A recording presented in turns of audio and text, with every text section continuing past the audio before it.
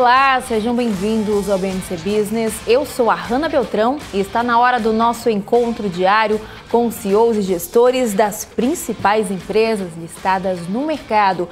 Uma ótima oportunidade para conhecer as iniciativas empreendedoras, os resultados e as prospecções dessas companhias. E você, é claro, é sempre o nosso principal convidado para essa conversa, que hoje é com o Vitor Malman, diretor de Relações com Investidores da Eternit. Mas antes, vamos conhecer um pouco mais sobre o grupo.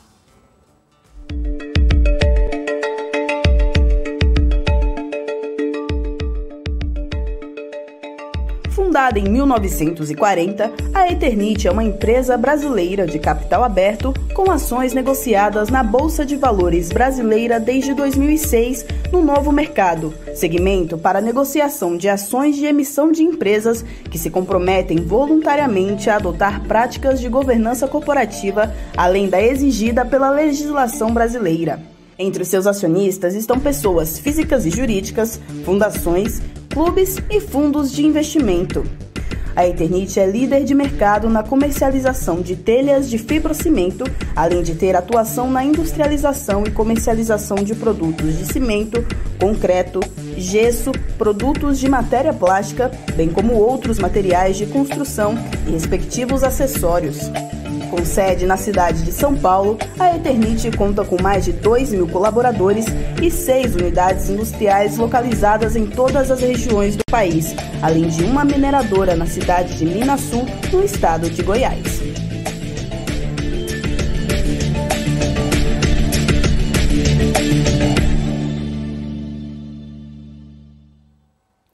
E você quer saber mais sobre a Eternit? Mande a sua pergunta agora pelo chat. Estamos ao vivo, vamos conversar agora com o Vitor, que é DRI da Eternit e já está conectado para conversar com a gente. Olá, Vitor, seja muito bem-vindo aqui no BMC Business. Boa noite, Hanna. Muito obrigado aí pelo espaço para a gente divulgar a nossa empresa para o mercado. Com certeza, pode ficar à vontade aqui, como eu sempre falo, para cada empresa que vem, o BMC Business é sempre o melhor lugar para fazer essa ponte, entre os investidores e as empresas. Então pode ficar à vontade aqui, que não é nenhuma entrevista, é mais uma conversa mesmo, então pode ficar à vontade. Bom, vamos começar então falando dos números, dos últimos resultados, já que a Eternit teve um salto aí de 145,3% no lucro líquido do terceiro trimestre desse ano, igual aí o período do ano passado. E a receita líquida também apresentou um crescimento anual de 32,2% nesse trimestre, saltando para 275,97 milhões de reais, impulsionada aí pelas exportações. Queria que você falasse como é que vocês analisam esses números e se eles vieram dentro do que já era esperado pela companhia. Bem, Ana, o nosso principal negócio, nosso core business é um negócio de fibrocimento, de telhas, que apareceu no filme. Esse negócio representa 70% do nosso lucro bruto. O que nós observamos nesse período tivemos um expressivo crescimento na nossa margem bruta, chegou a alcançar 39%, frente a 32% no trimestre passado. Então, apesar do volume físico vendido ter ficado ligeiramente abaixo do terceiro trimestre de 2020, a elevação do resultado de fibrocimento foi muito expressiva. É importante lembrar que no terceiro trimestre do ano passado, nós já tínhamos um quadro de recuperação de vendas muito forte. A partir do momento em que nós tivemos a pandemia, que foi iniciada ali no final de março, em abril nós já estávamos recuperando nossos volumes de venda, em junho nós fechamos já vendas superiores a janeiro de 20. Estou ressaltando isso porque nosso volume de vendas ele já cresceu no segundo semestre, então essa comparação está numa base muito adequada, ou seja, eu tenho um volume de vendas praticamente no mesmo patamar, entretanto, as nossas margens aumentaram, e aumentaram no momento de forte pressão nos custos. Nossas matérias-primas, especialmente cimento, celulose e resina de polipropileno, subiram expressivamente nesse ano, e apesar disso, nós tivemos um ganho de margem. do outro lado, pegando um pouco a sua pergunta, que fala de exportações, um outro negócio relevante para nós é a exportação de crisotila. Nesse caso, o que nós tivemos é que essa atividade foi reiniciada ao longo do ano passado, e esse ano nós estávamos operando em condição plena, e isso fez com que houvesse um crescimento expressivo nas exportações. Então, basicamente, assim, resumidamente, nós tivemos um ganho, um volume que se manteve bastante forte no trimestre, e isso vem ocorrendo desde o segundo semestre do ano passado, e um crescimento de margem. E no caso do crisotila, nós tivemos um crescimento no volume de vendas, operando com todas as atividades da mineração. Perfeito. E analisando esse último balanço, considerando também os desafios relacionados à pandemia, como é que você vê a situação atual da companhia e de que forma também a pandemia impactou nos últimos números? Como eu comentei, o nosso momento de maior crise se deu na transição do trimestre, né? Março e abril foram meses difíceis e, a partir daí, começou a haver uma recuperação. Para isso, contribuiu de forma muito expressiva duas questões. Uma é a pandemia fez com que houvesse o isolamento social, né? As pessoas ficaram mais em casa, então houve uma redistribuição de renda, né, que antes ia para serviços e bens e passou a ficar em bens, basicamente. Além disso, nós tivemos auxílio emergencial, e nosso principal produto, que é a telha de fibrocimento, aquela telha ondulada tradicional, ela tem um foco, reage muito, tem um segmento de mercado muito forte em média e baixa renda. Então, disponibilidade de renda associada a essa redução de gastos em serviços fez com que nossas vendas tivessem crescido já a partir do terceiro trimestre e se mantém nesse patamar até o terceiro trimestre desse ano. Agora, o importante ressaltar é que houve um aquecimento de demanda não só para a parte de recobrimento, que é o nosso negócio, né, mas como um todo, a indústria de material de construção experimentou um forte crescimento. Mas o importante é que a Eternit é uma empresa que está em recuperação judicial, né? E ela estava preparada para fazer a captura desse mercado. Nós tivemos aí, ao longo desse período, em 2018 foi quando foi feito o pedido de recuperação judicial, que coincidiu com a mudança de tecnologia, passamos a usar fibra de polipropileno no nosso processo. Isso gerou um impacto na operação muito forte em 2019, e em 2020 foi o início de um ano que parecia, onde nós estávamos já com uma condição industrial restabelecida em termos de performance. Então, eu te diria isso, a pandemia trouxe esse lado positivo para nossas vendas, mas nós já tínhamos promovido essa reestruturação, não só na empresa, mas especificamente na área industrial, e isso fez com que nós pudéssemos capturar essa oportunidade, que de outra forma poderia ter passado sem nós termos alcançado esse resultado. E a Eternit também anunciou mais um passo, né, rumo, né, ao crescimento em relação às telhas de fibrocimento, né, o seu principal negócio, com um investimento aí de aproximadamente 165 milhões de reais para construir uma fábrica com capacidade mensal para produzir 7 mil toneladas em Caucaia, no Ceará, que deve começar a operar em 2023. Queria que você falasse um pouquinho sobre esse investimento e a importância também para o portfólio da companhia. Nesse programa e projeto de reestruturação que está sendo percorrido pela Eternit, um dos pontos relevantes foi a questão de foco. A Eternit, no passado, tinha buscado uma diversificação que acabou não sendo bem sucedida em áreas como louças sanitárias, metais, e nós, nesse período, fizemos uma reestruturação da empresa no sentido de focar no nosso core business, que é recobrimento, telhas, né, telhas de concreto, telhas de fibrocimento. Na telha de fibrocimento, nós temos duas possibilidades de crescimento. Crescimento orgânico, e nós vimos, estamos num processo de ampliação de unidades já existentes. A unidade de Goiânia está crescendo 25% em capacidade, a unidade do Rio de Janeiro está crescendo em 15%. E temos inorgânico, ou seja, saltos de produção. Nesse caso, especificamente dessa unidade, nós identificamos um gap de produção na região Nordeste, Norte e Nordeste, e o objetivo é instalar capacidade nova nessa região e, com isso, cumprir a nossa estratégia principal, que é fortalecer a nossa posição no negócio de fibrocimento. Essa unidade, então, ela tem um investimento de 165 milhões. É importante ressaltar que nós estamos partindo no início com um adicional de capacidade de uma linha de produção, mas a infraestrutura está pronta para receber uma segunda linha assim que o mercado demandar esse adicional. Então, é um investimento que está entre 7 mil toneladas mês e 14 mil toneladas mês, que seria uma segunda linha. Mas, nesse primeiro momento, um desembolso de 165 milhões para esse aumento, que representa, por si só, um aumento de 10% de todo o parque instalado da Eternit.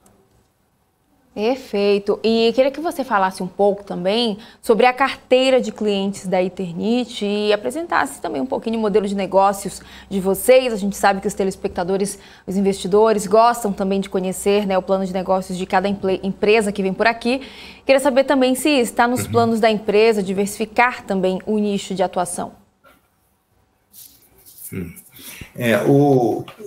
Dentro desse programa de recuperação da empresa, como eu comentei, um dos pontos foi: vamos focar nas atividades onde nós temos conhecimento e diferencial competitivo, temos escala.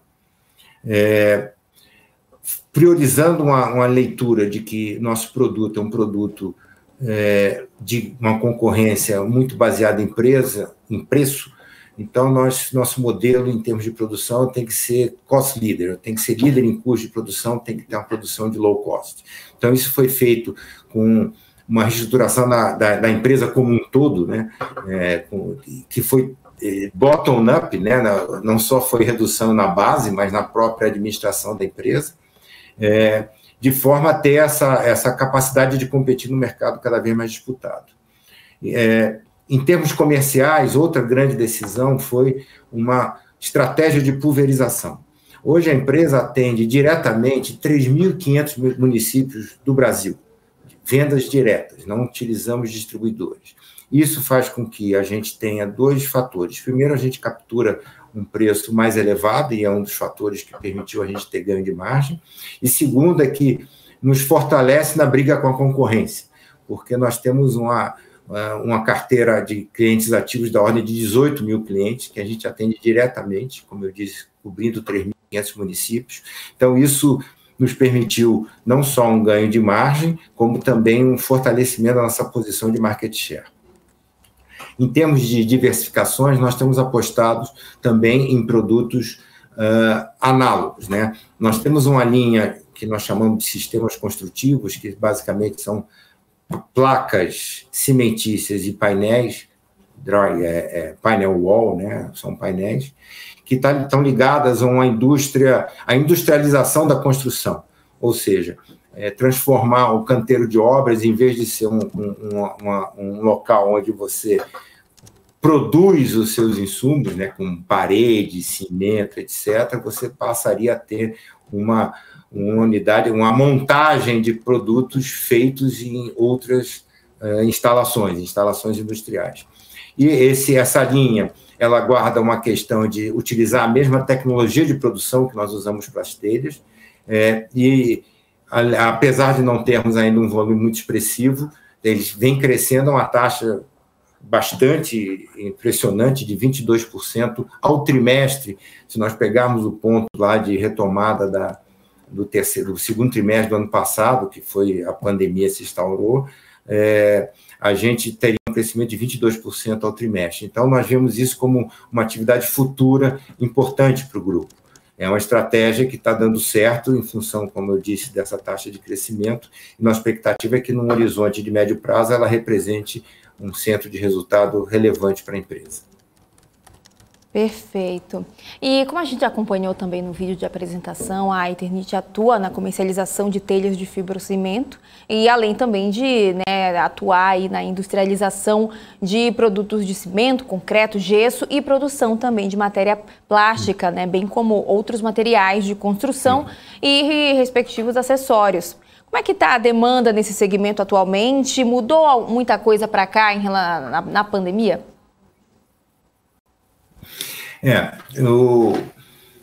O setor como um todo de material de construção experimentou um forte crescimento ao longo do ano passado, né? Todas as empresas vêm com números de crescimento expressivo, e nós estamos num patamar, nesse terceiro trimestre, basicamente mantendo o que nós vínhamos observando já a partir do ano passado, do segundo semestre do ano passado. Então, após uma forte subida, eu diria que o volume físico agora está estável, num patamar elevado.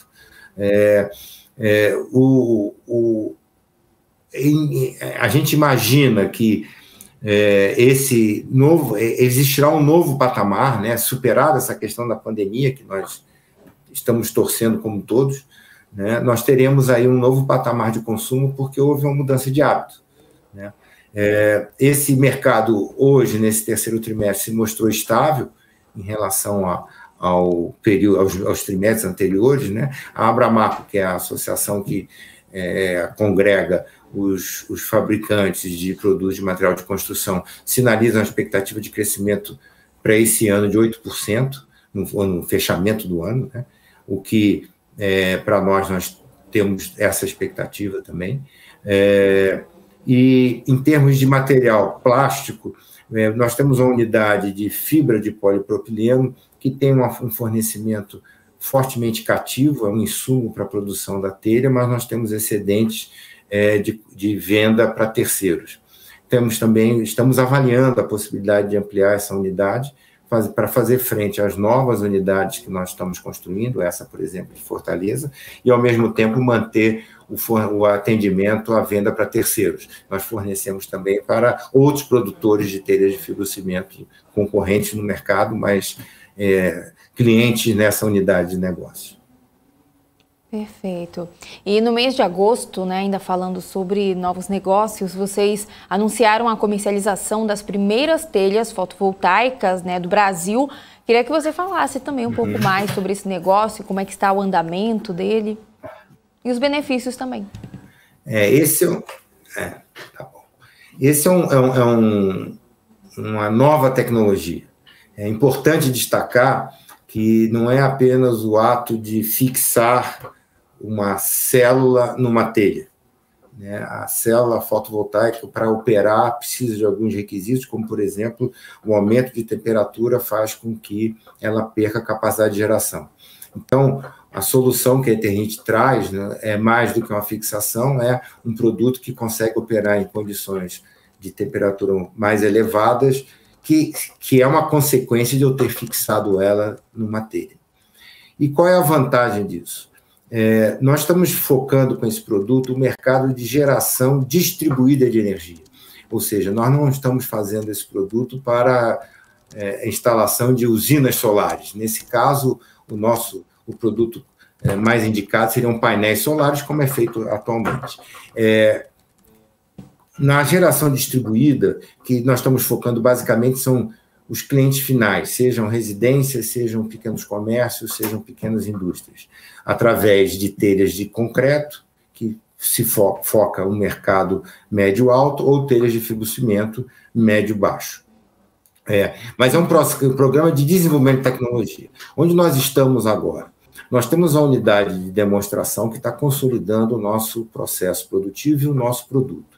Em termos de produto, a telha de concreto fotovoltaica foi homologada pelo Inmetro, e nós estamos realizando teste de vida em laboratórios na Alemanha, justamente para poder dar a garantia, né? Nós estamos falando de um investimento que basicamente vai ter um payback entre 4 e 5 anos, eu preciso dar uma garantia de no mínimo 10 anos, então nós estamos testando a vida útil do produto.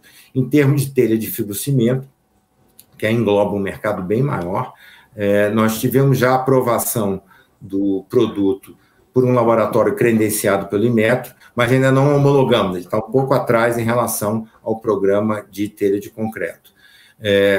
Importante é que nós iniciamos a comercialização, ainda de forma controlada, porque, primeiro, que nós temos uma unidade que, só para você ter uma ideia, o adicional de capacidade de geração de energia distribuída base solar em 2020 foi de 2.500 megawatts. A nossa unidade tem uma capacidade de produzir 10 em termos de equipamentos ano. Então, eu tenho uma unidade de 0,4% no mercado.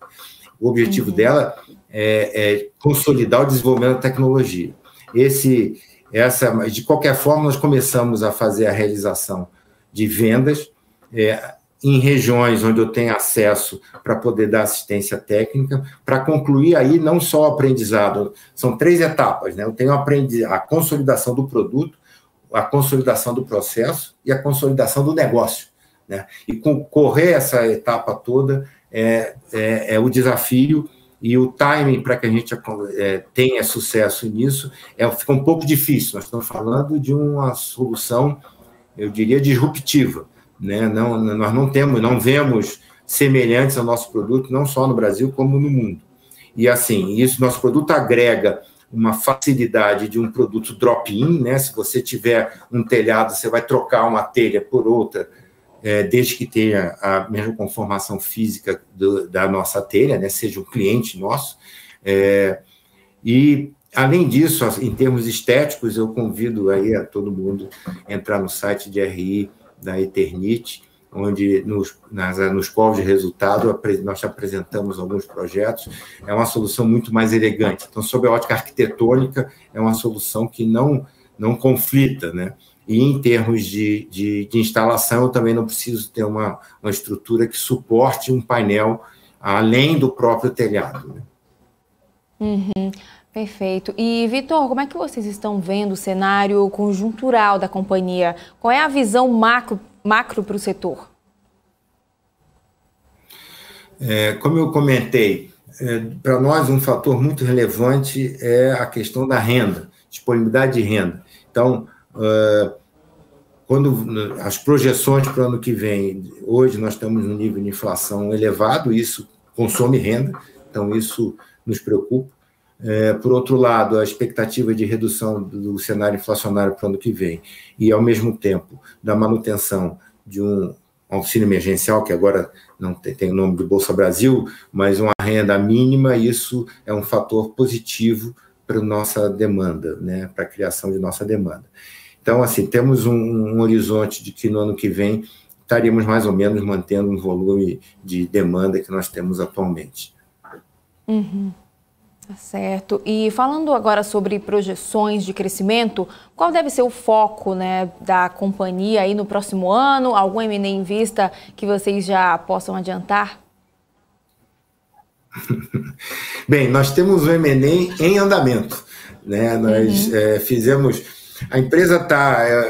até falar um pouco, a empresa está em RJ, né, em recuperação judicial, ela foi solicitada em 2018. Eu diria que, em termos financeiros, isso está superado, temos questões a atender junto ao próprio judiciário, né? A saída da RJ é uma decisão judicial, mas somos caixa líquido, né? Então, a nossa dívida hoje é inferior à disponibilidade de caixa da empresa. Mas o mais curioso é que, num processo de RJ, nós fizemos uma oferta vinculante, uma binding offer, para a compra de um concorrente. Como eu havia dito, a nossa estratégia é focar no crescimento do nosso core business, que é o fibrocimento. E, nesse crescimento, eu posso identificar locais onde vale a pena eu construir uma unidade nova, que é o caso do projeto de Fortaleza, que eu já comentei, mas em outras regiões talvez não valha a pena, talvez seja melhor adquirir um concorrente, porque aí eu entro com outra estratégia de consolidação setorial. Essa consolidação tem como vantagem não produzir excedente de capacidade que pudesse pressionar para baixo nossas margens. Então, nós fizemos, ainda em RJ, uma oferta de compra de um concorrente que nós temos com a expectativa de concluir, se não no final desse ano, pelo menos logo no início do ano que vem. Ela já foi feita já há algum tempo, já estamos numa negociação trabalhosa, difícil, mas que está chegando ao fim. E esse M&A vai acrescentar mais 20% de capacidade, considerando nosso parque hoje. Então, assim, resumidamente, nós estaríamos acrescentando 20% de capacidade através da compra de concorrente, sem adicional para o mercado como um todo, cerca de 10% através da construção de uma nova unidade numa região onde identificamos um gap de oferta, e as ampliações, aí um crescimento orgânico das unidades do Rio e Goiânia acrescenta mais 10% de capacidade. Então, sendo bem sucedido nessas 3 linhas de crescimento, nós teríamos um acréscimo de 40% da capacidade atual da empresa. E ainda falando sobre negócios, no começo do ano, a Eternit anunciou uma oferta vinculante para a aquisição da empresa do setor de telhas de fibrocimento, né, a Confibra, por 110 milhões de reais. Queria que você também falasse um pouquinho mais sobre, né, mais essa aquisição. Como eu comentei, essa é uma das 3 linhas que nós estamos avaliando de crescimento. Essa oferta foi feita conosco ainda em recuperação judicial, e a nossa expectativa é de vir a terminar essa negociação que já dura algum tempo, entre o final desse ano e início do ano que vem, e com isso nós teríamos um fator importante, que seria o crescimento sem oferta de capacidade adicional ao mercado, de forma a preservar margem e instantaneamente aumentar a nossa geração de caixa, a nossa EBITDA, porque juntos nós estaríamos trazendo também o market share que essa unidade hoje acessa. Então, é uma outra linha importante de crescimento para nós. E é uma conclusão. A Eternit se coloca como um potencial consolidador do mercado.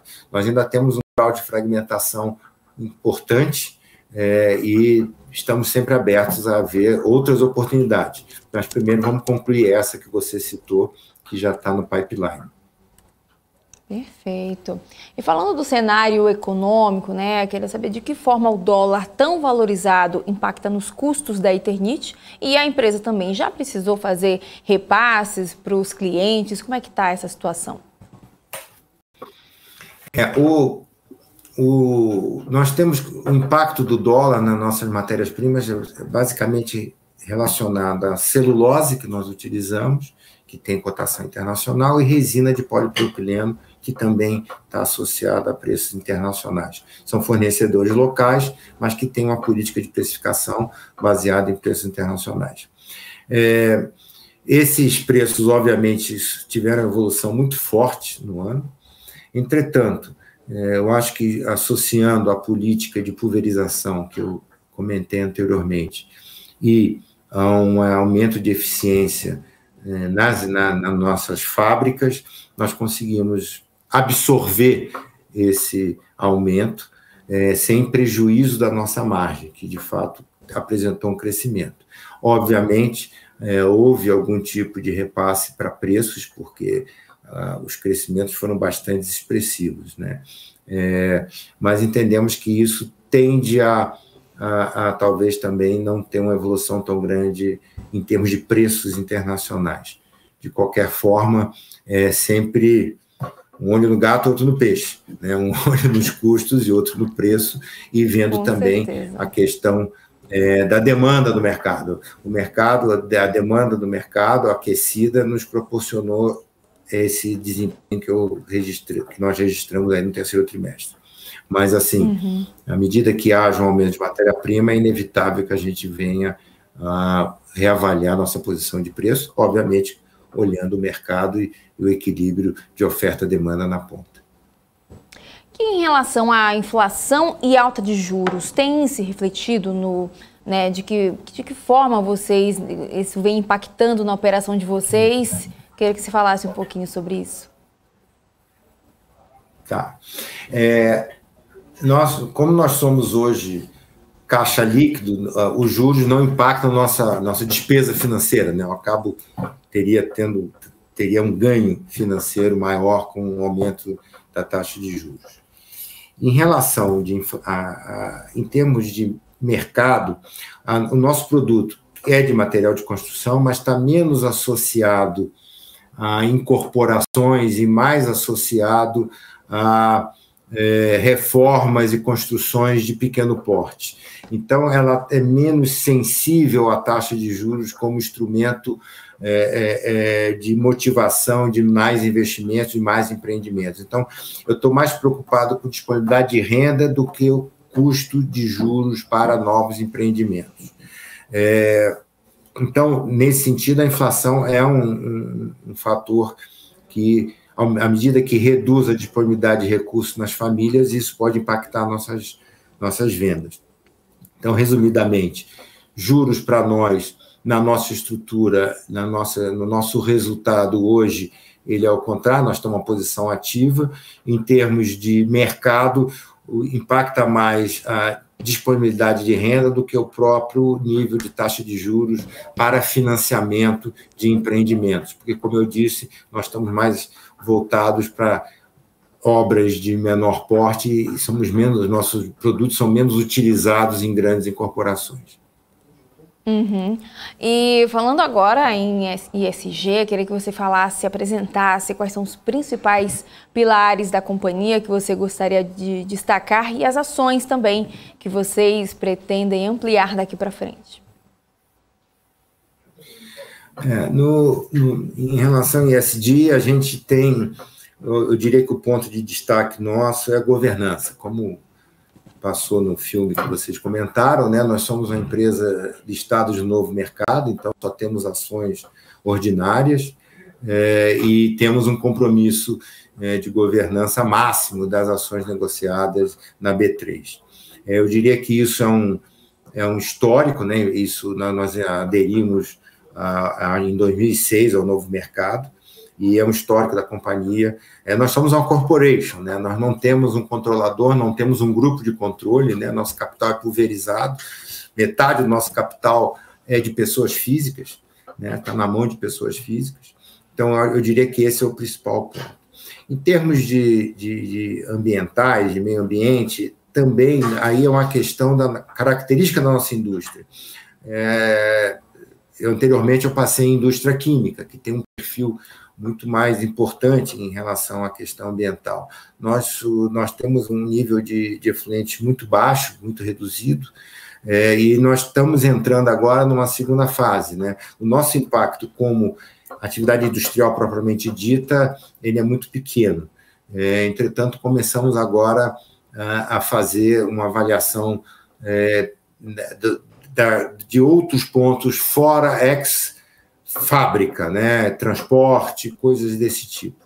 É óbvio que o nosso produto, vamos chamar assim, mais disruptivo, que nós comentamos, que é a telha fotovoltaica, tem tudo a ver com a questão ambiental, né? Com a geração de energia para uma fonte renovável solar.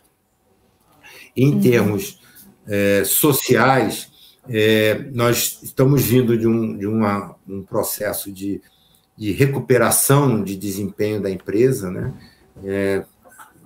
O exemplo maior disso é estarmos ainda em recuperação judicial.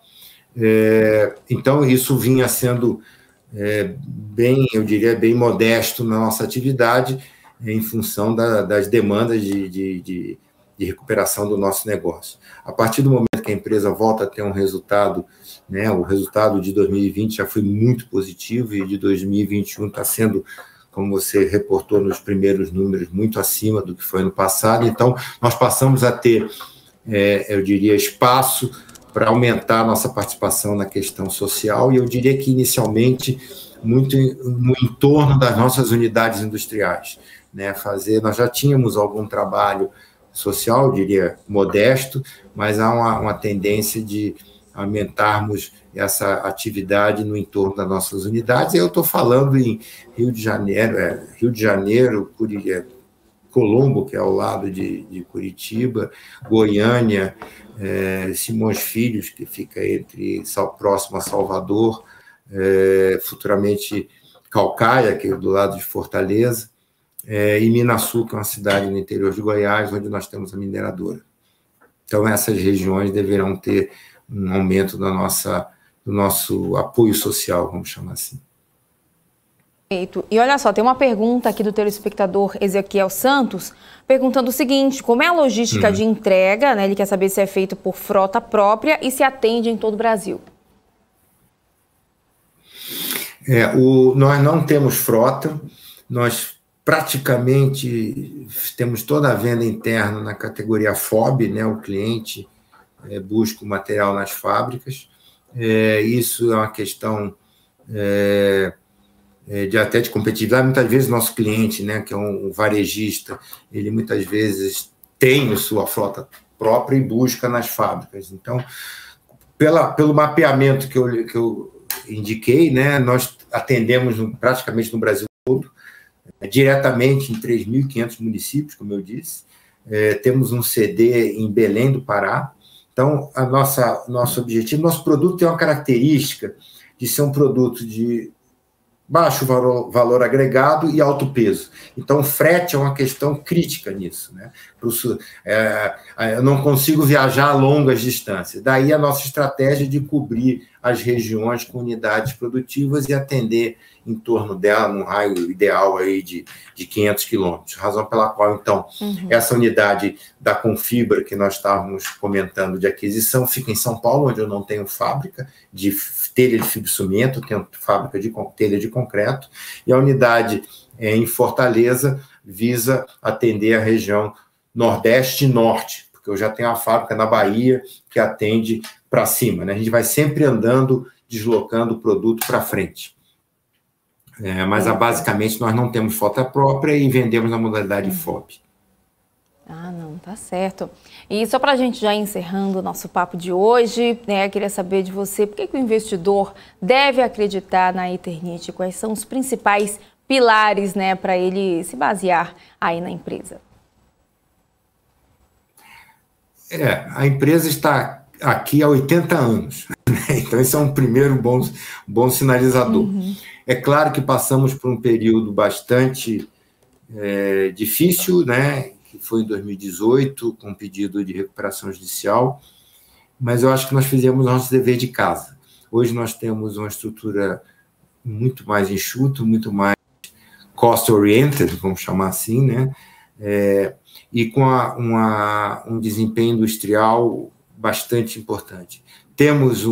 Endereçamos essa questão com a recuperação judicial e hoje nós somos caixa líquido, então nossa dívida é de 40 milhões de reais, nós temos 250 milhões em caixa, então isso está superado.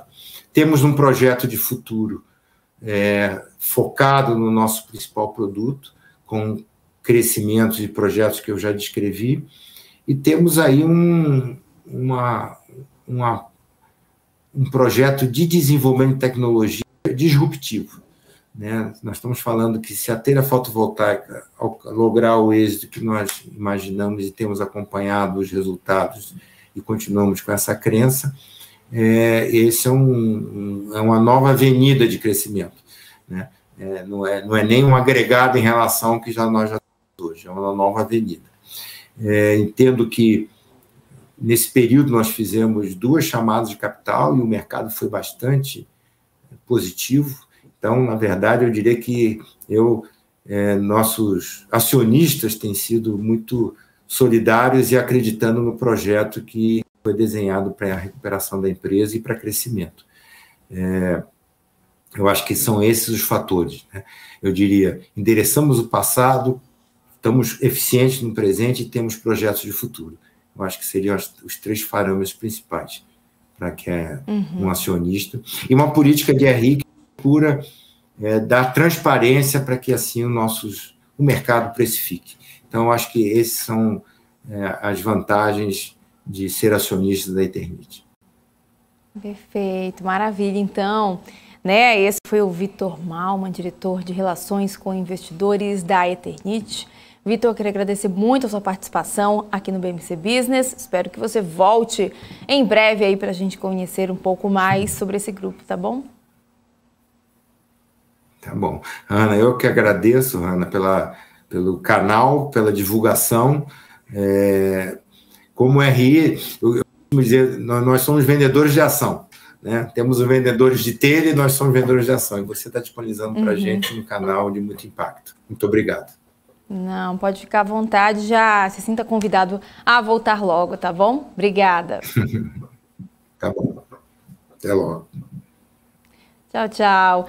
Bom, eu vou ficando por aqui, mas lembrando que você pode continuar acompanhando as notícias do mercado nas redes sociais da BMC News, pelo nosso Instagram, @bmc.news, e também pelo nosso portal. com atualização minuto a minuto de tudo que está acontecendo em tempo real no mercado nacional e internacional, porque só aqui na BMC News você tem informação que gera valor. Até a próxima, tchau, tchau!